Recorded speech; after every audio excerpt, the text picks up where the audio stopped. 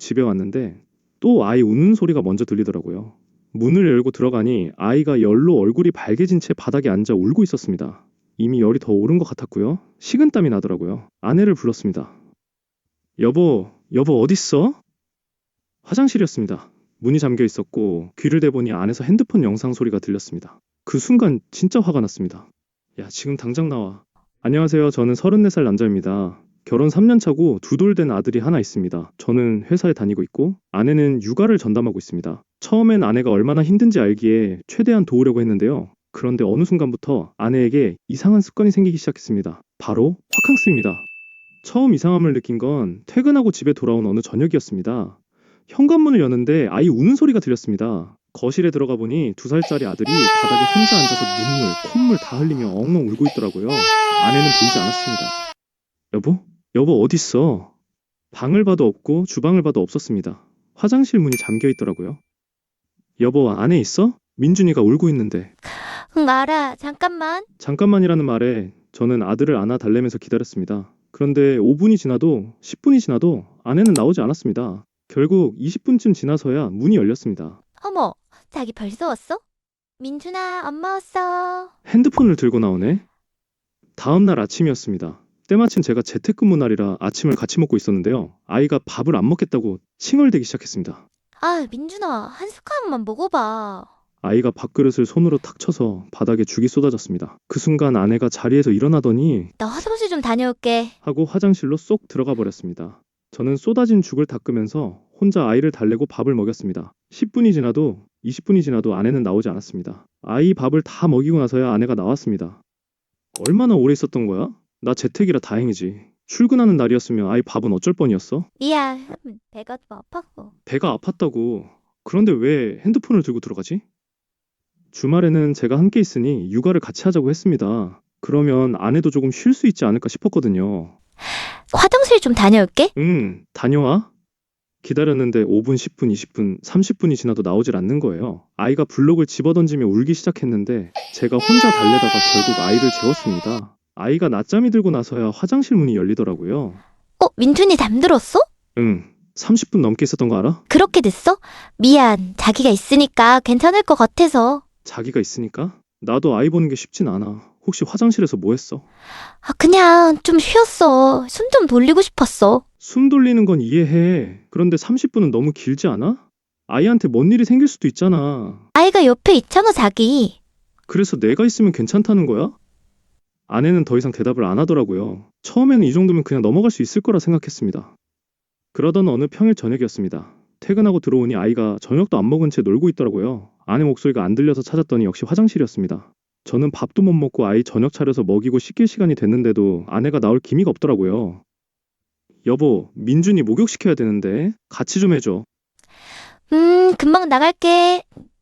5분, 10분. 결국 혼자 아이를 욕조에 넣고 목욕을 시켰습니다. 2살 아이의 목욕이 쉬운 일이 아니거든요. 물을 맞으면 놀다가 갑자기 넘어질 수도 있고 눈 깜짝할 사이에 사고 나는 게 육아라서요. 겨우겨우 혼자 목욕을 다 시키고 나오니 그때서야 아내가 화장실에서 나왔습니다. 목욕 다 했어? 고마워, 자기. 고맙다는 말은 필요 없고 화장실에서 뭐 했어? 유튜브 좀 봤어. 나도 좀 휴가 하잖아. 하루 종일 애만 보면 머리가 터질 것 같단 말이야. 나도 이해해. 근데 방법이 화장실 들어가는 거밖에 없어? 다른 방식으로 쉬면 안 돼? 아이 자는 시간에 쉬든지. 아이 자는 시간엔 집안일 해야지 어떻게 줘. 여보, 나도 힘든 건 알아. 그런데 화장실에 너무 오래 있는 건 진짜 문제라고 생각해. 혹시 아이한테 무슨 일 생기면 어떡해? 오늘도 혼자 목욕시키다가 애가 미끄러질 뻔했어. 자기가 있었잖아. 그래서 괜찮았잖아. 내가 없는 시간엔? 낮에 혼자 있을 땐? 그때도 뭐 깐식인데. 잠깐이 아닐 것 같은데? 아내는 더 이상 답하지 않았습니다. 저는 결혼 전 연애할 때를 떠올렸습니다. 아내는 그때도 혼자만의 공간 굉장히 좋아했고 저는 그게 개인 취향이라고 생각했습니다. 하지만 그게 아이를 두고 화장실에 숨어버리는 방식으로 이어질 줄은 몰랐습니다. 그날 저는 혼자 아이를 재웠습니다. 아이 옆에 누워서 자장가를 불러줬는데 아이가 제 손을 꼭 잡더라고요. 그 작은 손이 너무 귀여우면서도 뭔가 마음이 먹먹했습니다. 며칠 뒤 회사에 있는데 아내한테서 전화가 왔습니다.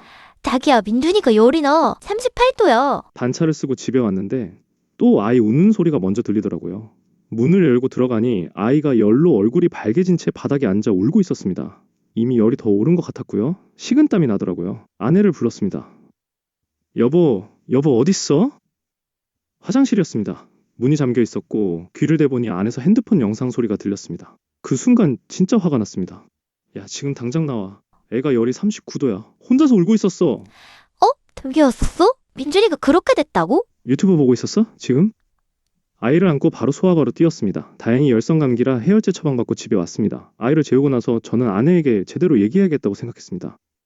여보, 나 진지하게 얘기하고 싶어. 오늘 민준이 열 39도까지 올랐어. 열성경련이라도 왔으면 어떡할 뻔이었어. 나 반차까지 쓰고 왔는데 아이가 혼자 울고 있고 넌 화장실에서 유튜브 보고 있었잖아. 나도 진짜 지쳐서 진짜 힘들어. 화장실이 유일하게 아무도 없는 공간이야. 거기서라도 알리면 나 진짜 숨 막혀. 그 마음은 이해해. 정말이야. 그런데 아픈 아이 옆에서도 들어가 있으면 안 되지. 그건 아니잖아. 나도 몰랐어. 내가 그 안에 있으면 시간이 어떻게 가는지도 모르겠어. 진짜로 나도 이게 문제인 거 아는데 그냥 밖에 나오기가 너무 싫어. 아내가 솔직하게 말해줘서 처음엔 뭔가 해결이 될 것 같았습니다. 그런데 그 이후로도 상황은 전혀 달라지지 않았습니다. 여전히 하루에도 몇 번씩 화장실에 들어가고 길면 40분씩 나오질 않았습니다. 제가 퇴근 후에 아이를 봐주고 있어도 마찬가지였고 주말에 함께 있어도 마찬가지였습니다. 저는 퇴근 후에 밥도 제대로 못 먹고 아이 씻기고 재우고 집안일까지 하다가 새벽 1시에 쓰러지듯 잠드는 날이 반복됐습니다. 어느 날 밤 아이를 다 재우고 소파에 앉았는데 온몸이 너무 무거웠습니다. 화장실에서는 아내 핸드폰 소리가 들렸습니다. 그 순간 이런 생각이 들더라고요. 나는 지금 뭘 하고 있는 거지? 결혼 왜 한 거지?